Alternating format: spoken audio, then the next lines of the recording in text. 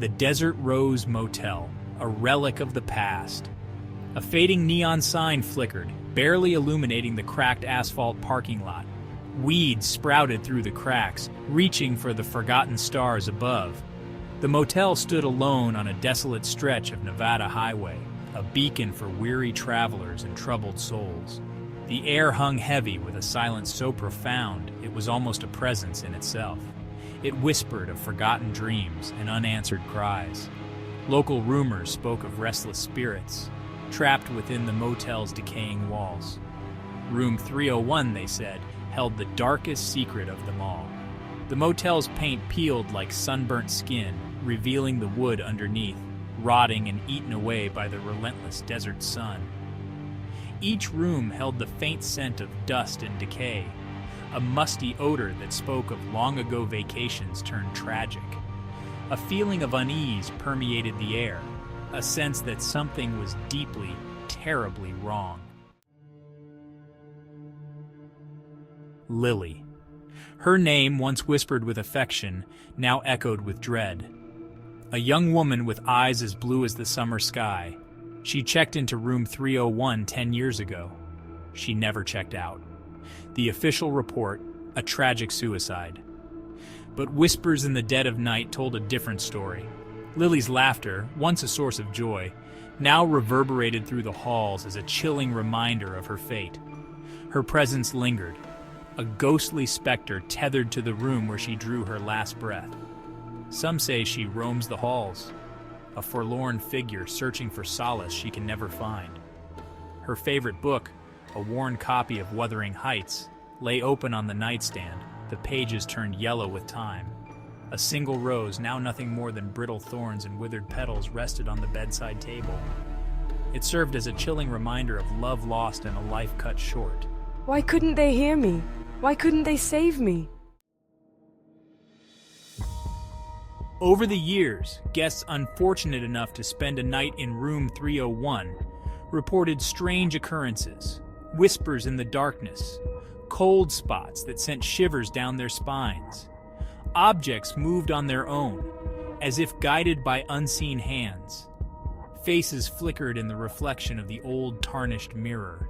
One guest spoke of a woman in white, her face obscured by shadows, who stood at the foot of his bed, her sorrowful eyes boring into his soul.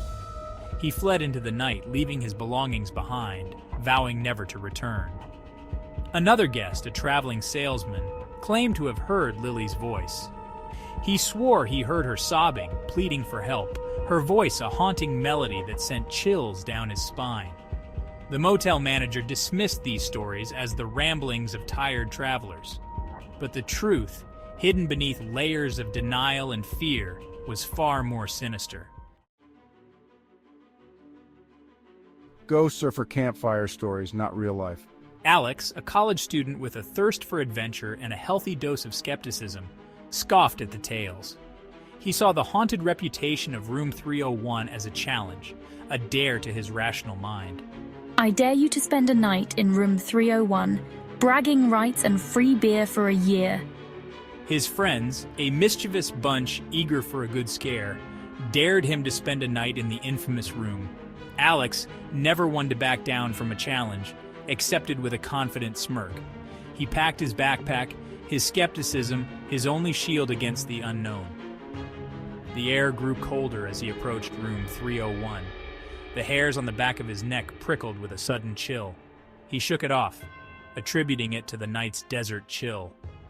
He unlocked the door with a shaking hand, his bravado wavering for just a moment. It's just a room, how bad can it be? Little did he know the true test of his courage was just beginning. Section 5. The Phone's Whisper. The room was small and suffocating, the air thick with the smell of dust and decay. The wallpaper, once a cheerful yellow, had faded to a sickly pale, stained with what looked like water damage. The single window, overlooking the desolate highway, offered no escape from the oppressive atmosphere. Alex threw his bag on the bed, the springs groaning in protest. He pulled out his phone, snapping a picture of the room to send to his friends. As he did, he noticed something strange. The phone line, usually neatly tucked away, dangled loosely, swaying slightly as if disturbed by an unseen breeze. He picked up the receiver. A faint, crackling static filled his ear. Then a voice, barely audible, whispered his name. His blood ran cold. It couldn't be. He was alone, wasn't he? Section 6. Shadows dance, sanity crumbles.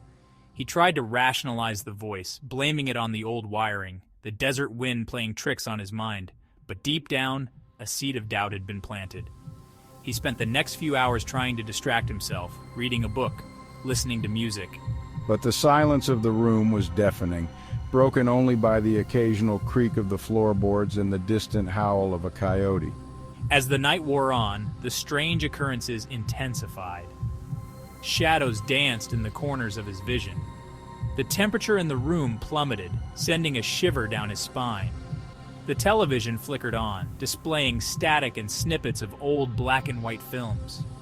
He could have sworn he saw a figure standing behind him in the reflection of the screen. Each time he turned around, it was gone. His skepticism crumbled, replaced by a growing sense of dread. He needed to get out. He reached for his phone, his fingers trembling as he dialed his friend's number. The line was dead. He tried again and again, no signal. He was trapped. Panic welled up inside him, choking him. He ran to the door, fumbling with the lock. It wouldn't budge. He rattled the handle, his heart pounding in his chest. The door remained firmly shut.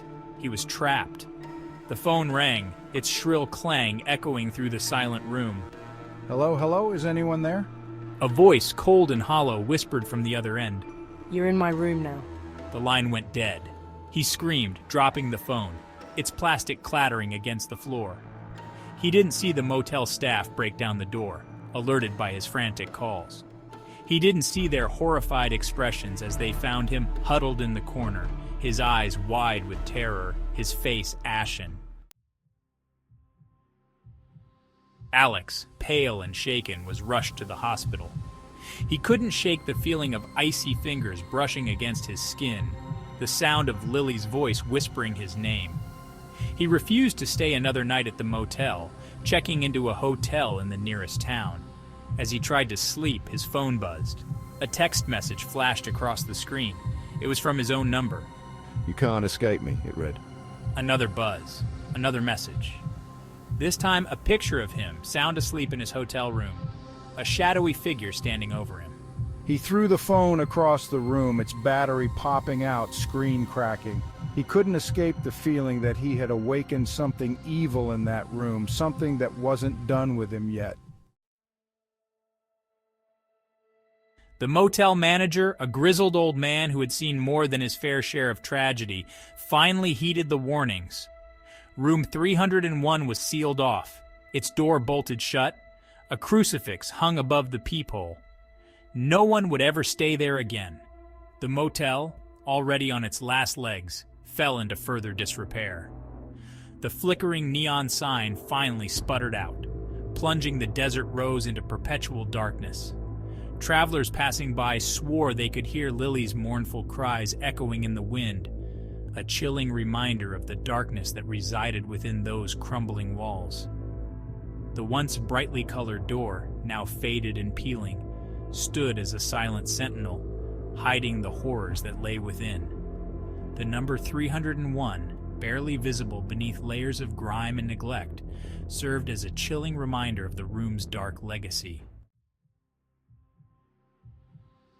The Desert Rose Motel stands alone, a skeletal silhouette against the unforgiving desert landscape, a testament to the darkness that can reside in the most unexpected of places.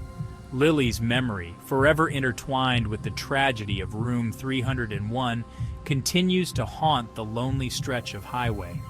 Some say if you listen closely, you can still hear the faint ringing of a phone, and if you dare to answer, you might just hear her voice, whispering your name, inviting you into her eternal embrace. The desert rose may have withered, but the haunting remains. A chilling reminder that some secrets are better left buried.